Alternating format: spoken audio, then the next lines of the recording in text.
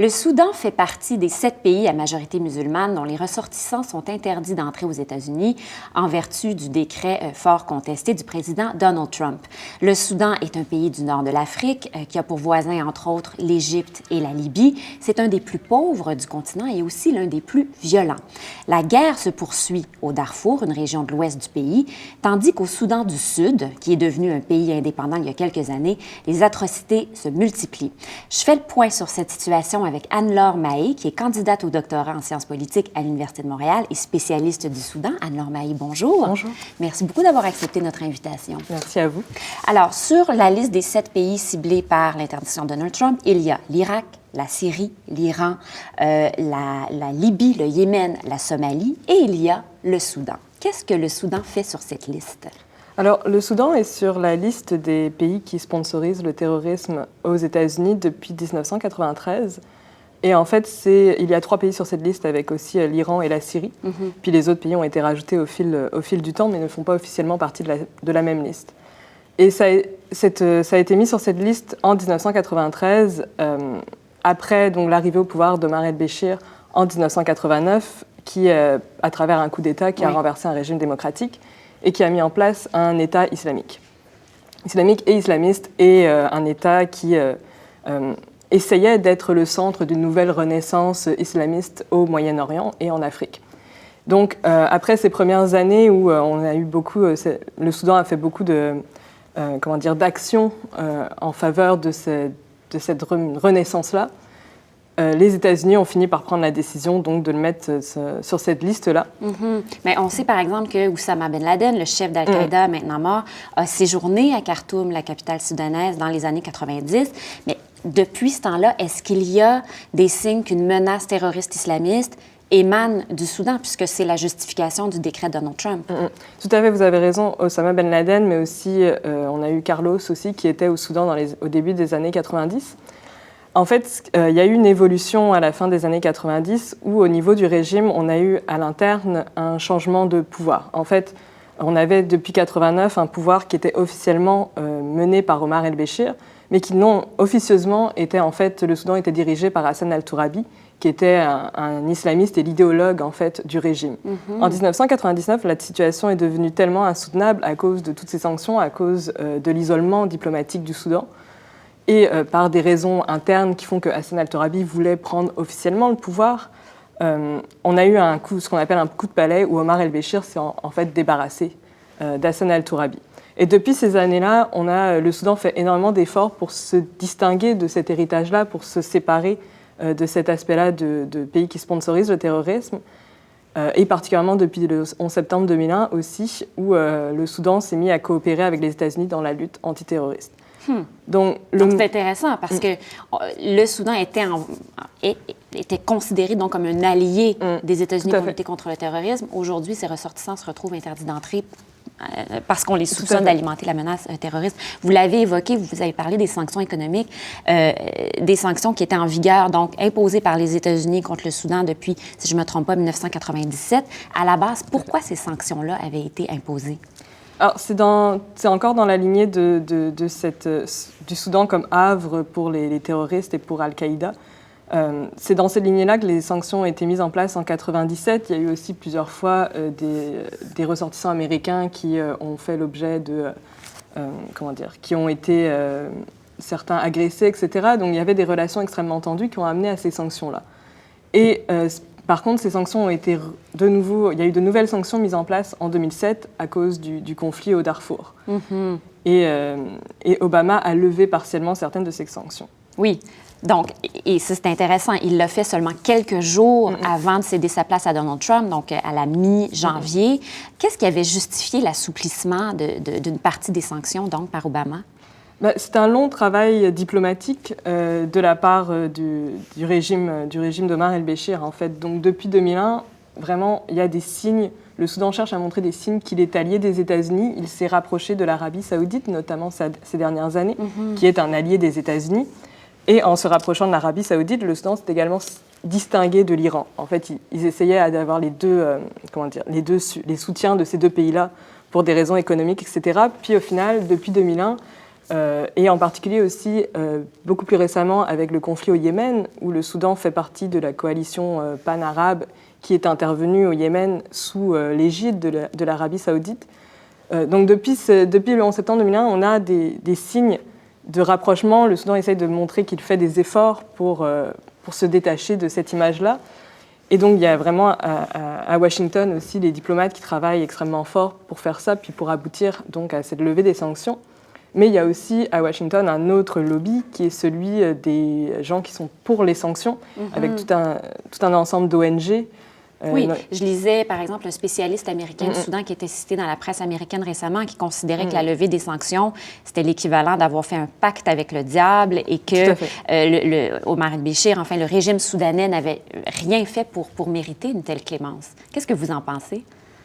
Mais c'est très controversé. Il est certain que le régime d'Omar el-Béchir n'est pas un régime, c'est un régime autoritaire qui est très violent envers sa propre population, non seulement dans les guerres civiles, mais aussi dans une répression quotidienne. Des manifestations, chaque fois qu'il y a des manifestations, c'est réprimé sévèrement. C'est ça, en 2013, il y a eu à peu près 200 personnes qui ont été tuées lors de manifestations contre la vie chère. Donc c'est un régime qui n'hésite pas à tirer sur ses propres citoyens. D'un autre côté, je pense qu'il est indéniable que les sanctions n'ont pas eu l'effet escompté. Je veux dire, elles sont mises en place depuis 1997, comme vous l'avez dit, renforcées depuis 2007. Or, Omar el-Béchir est toujours là, il s'est fait réélire en 2015. Donc, au Soudan, beaucoup de Soudanais disent mais en fait, les sanctions affectent les gens du commun, affectent les Soudanais, les citoyens de base. C'est eux qui payent le prix, bien plus que le régime soudanais. Tout à fait, bien plus que le régime soudanais. Donc, on est entre ces deux positions-là. On ne peut pas nier la violence du régime, mais on peut sans doute questionner l'efficacité des sanctions. Comment est-ce que le décret de Donald Trump pourrait affecter les citoyens du Soudan? Il y a une histoire en particulier qui a attiré l'attention de la presse, le cas d'une médecin soudanaise qui vit et exerce légalement la médecine à Cleveland, en Ohio. Elle était partie pendant quelques jours en visite à sa famille à l'étranger et à son retour, elle a été détenue à l'aéroport puis déportée. C'est incroyable. Quelles sont les conséquences concrètes pour la vie des Soudanais de ce décret, s'il est maintenu, bien sûr? La première chose, c'est qu'après la levée partielle des sanctions économiques, il y avait beaucoup d'espoir de remettre en place des relations économiques, puis de refaire des échanges. Et évidemment, à partir du moment où les Soudanais ne peuvent plus rentrer aux États-Unis, ça affecte cette dimension-là.